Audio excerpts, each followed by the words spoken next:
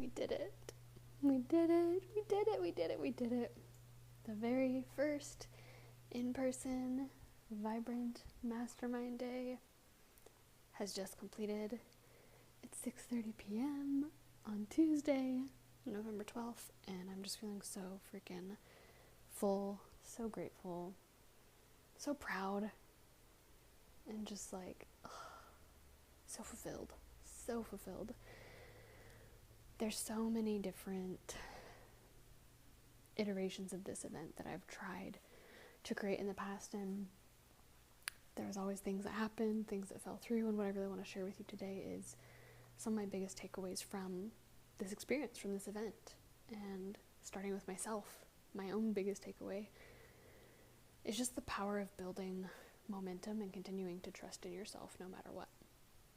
Listening to your intuition and your inner guidance no matter what. Not listening to what other people say is the smartest, best thing for you to do for your business just because they're the expert, but really listening to my own intuition. So I have opened up a mastermind day in my home each month since August 2024, and each month there would be one or two people that would sign up and then they would cancel last minute. Or during October, people were still in massive just recovery time from Helene coming through, so we weren't able to meet that month.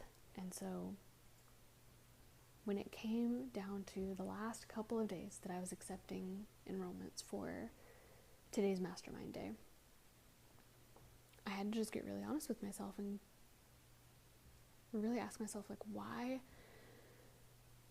am I putting this on in the first place, and am I okay with doing this even if there's only one person, even if there's only two people, even if there's only three people? You know, ideally I wanted to have 7 or 8 women at this event, and we ended up having 2, which was perfect and beautiful and wonderful, and we got to go so deep together. And the thing I had to get so clear on was accepting that I'm building momentum.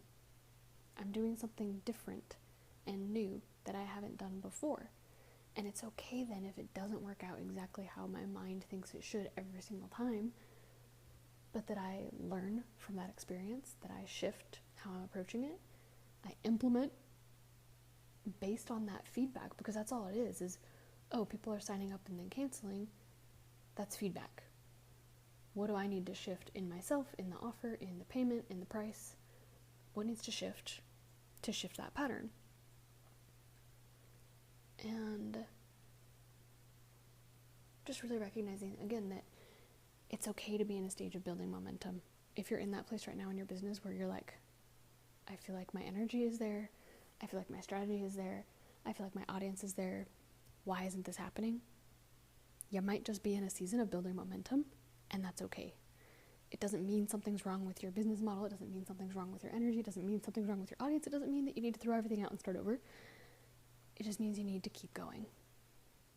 And yes, of course, you can get more clear in your messaging, you can get more clear around your energy, around your strategy, you can get more clear around all the pieces that feed into selling out the thing that you're offering.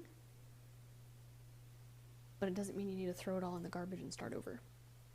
And something really interesting that I noticed is that I've also been wanting to offer in-person retreats for years, my own retreats. And I did it in college. I ran multiple retreats in college for my sorority. I hosted a bunch of just like women's get-togethers throughout college and in high school. And for some reason, doing it within my own business has been such a hurdle. I've had so much mind drama around it. And the one that was supposed to happen this October ended up obviously being canceled because of the hurricane. And when I really sat with it, I was like, you know what? I know my energy, and I know that other than my husband, when I'm around anyone for more than 3 days, I'm fucking sick of them. I want alone time. I want space. And I realized, maybe deep down, I actually don't want to host a retreat. Maybe what I actually want to do is just these not one-on-one, but these one-off mastermind days. Or maybe it's a 2-day mastermind event where people can still go home or go back to their hotel or go back to their Airbnb and, like, as the empathic feelers that we are, have some private, alone, quiet space to be and to reflect and be with ourselves outside of that mastermind space for a couple days. That feels a lot lighter in my system. That feels way easier. That feels way better. And it feels like this event gave me the permission to allow that to be what I create. And I'm really playing with the idea now of doing that within the Vibrant Year Mastermind on a much bigger scale, much more frequently. Okay, and welcome to the bathtub. So something that I've noticed that my clients always tend to really point out about working with me is that there is, number one, no hierarchy. There is no sense of, like, this, I'm better than you, or I'm above you, or anything like that. And along with that, there's no sense of, like, needing to show up perfectly. Like, my clients always feel very safe to just share things how they really are within their own experience and not needing to word it in the perfect way, phrase it in the right way, keep it to a certain length of time. They're really able to just express in the way that they need to and show up in the way that they need to. And I think that's a really rare thing. And some of my clients' biggest takeaways today, one was really around the power of being in person with other powerful women who are where they want to be, who are doing the things that they want to do, and recognizing how much different it feels to be doing that in person versus through a Zoom room. And one of the women who attended, her biggest breakthrough and aha moment came from listening to the conversations that were happening around her, the conversations where we were really deep diving into the other woman's business. And there were so many different collaborations born today, so many different new projects born today, and really, like, the clarification and focus of what direction to go in was a big conversation of topic.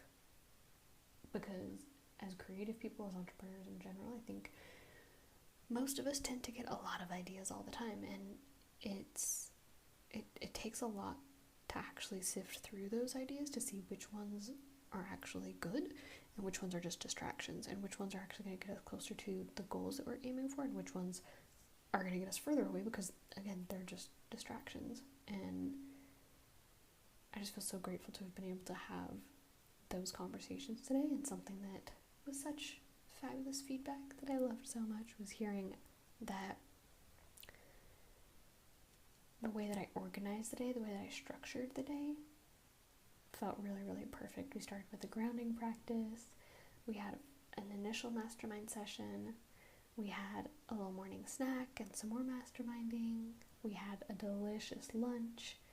And then we did more masterminding. And then we actually ended the day with some more grounding and just getting back into our body. And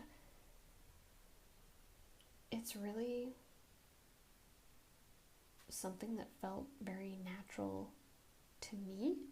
And I just trusted myself when I first came up with that outline of the day of, like, okay, if I'm going to be leading this, what do I want? What do I need from this day?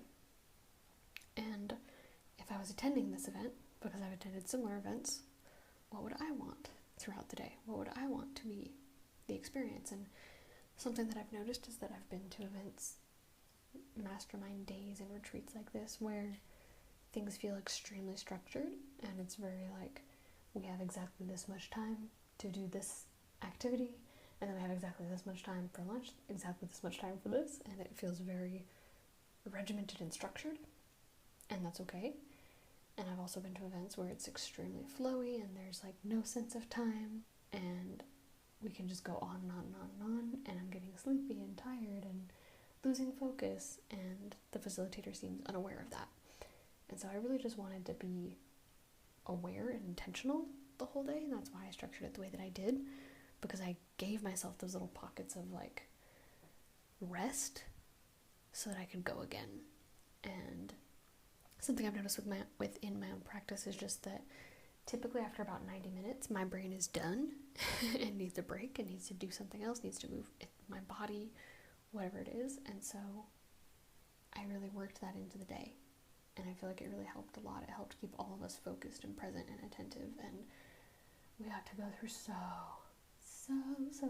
much. Another big aha moment and takeaway from the other woman who attended was really having permission to go after what she really wanted and to get real with herself about what she really wanted, rather than doing the thing that felt logical, that felt safe, that felt palatable to people. And it just felt so fun getting to watch her really just like relax into that moment when we're having that big breakthrough of like, you don't have to do this offer in this way. You don't have to do this launch in this way. You get to actually launch the thing that lights you up the most right now. And this other offer that you're trying to force, it doesn't mean that it's dead, but maybe you can come back to it later when the energy around it is actually alive, when you're actually being pulled to do this offer, rather than it's what logically makes sense in your offer suite right now. And recognizing that doing the thing that lights you up that maybe isn't creating evergreen offers right now doesn't mean that it's not giving you the spaciousness and financial stability that you need through offering one-on-ones to create the evergreen offers, because you're not doing it for the money. And there was just so many beautiful conversations we had around this, around pleasure and orgasms and content creation, and it just felt like such a fulfilling day. And we really got to like map out each of their product suites and get rid of all of the confusion and distractions that are in there from all the other ideas that they have. And they both also do in-person events and experiences, and they both really jived with the caterers, and they were all talking about collaborations with each other. And it was just, I didn't map out exactly how this day would go. I didn't map out, okay, I'm going to have this person here so they can collaborate with this person. I'm going to have that person here so they can collaborate with this person. I'm going to have this be the meal that we eat. I didn't map out all of the tiny little details like that, but I manifested it through the marketing. And that's something that I want you to take away today as well, is that if you're putting together an experience, online or in person, I want you to really get clear and get specific with what you want that experience to feel like for everyone, for you and for your clients. What do you want to be happening?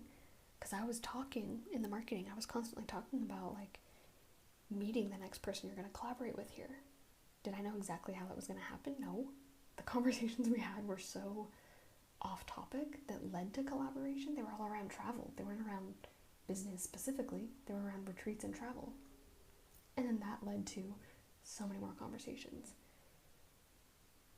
And so there are things that are controllable in your business, and there are things that are not controllable in your business, and you have to be willing to play and dance with both in order to successfully grow. There's going to be things that you notice in your business work really well, and maybe that's not the thing that you love the most. So maybe that's the thing that you get to strategically set up as evergreen, so people can go through it and get that wisdom from you on their own, but you don't have to keep repeating yourself over and over and over again. And maybe there's an idea that you have that you're like, oh, I wish I could do this. It'd be so much fun if I could do this. And instead of telling yourself that, you say, okay, in order for me to create that as my reality, I would need to charge this amount, and I would need that to be this many calls on my calendar or in-person events or whatever it is, and I would need or want this many people in that offer, and then get out there and sell it and just be as expressively you as you possibly can. Like, turn the dial up on who you are to 1,000,000. Turn it up as high as you possibly can. So that's what I want you to take away from this podcast episode today. To really allow yourself to be who you are, to let people see you and witness you. And this actually brings me back to a point that I was talking about earlier with there not being hierarchy with my clients, is that I told them how I'd been feeling leading up to this, and I told them about my own mindset stuff that was coming up around it, and I showed them how I was leading myself through those moments. And that's why my clients get so much value out of my spaces, is because I'm not holding back. I'm not withholding information and not telling them certain things. I'm giving them everything. I'm telling them, here's what I'm actually thinking in real time. I'm telling them, this is the behind the scenes for me creating this experience. This is what it's bringing up for me, and this is how I'm moving and leading myself through it. So, if you enjoyed this episode, please give it a review. And I would love if you could screenshot and share this to your story, because it helps way more people find it so that they can also grow their businesses in a way that feels good for them. And I really love hearing what your biggest takeaways are from these episodes. So, cannot wait to read your Instagram story. Cannot wait to hear from you. Cannot wait to celebrate what you're moving into next. And if you're wanting to be supported more, I've got multiple different options that will be down in the description box below.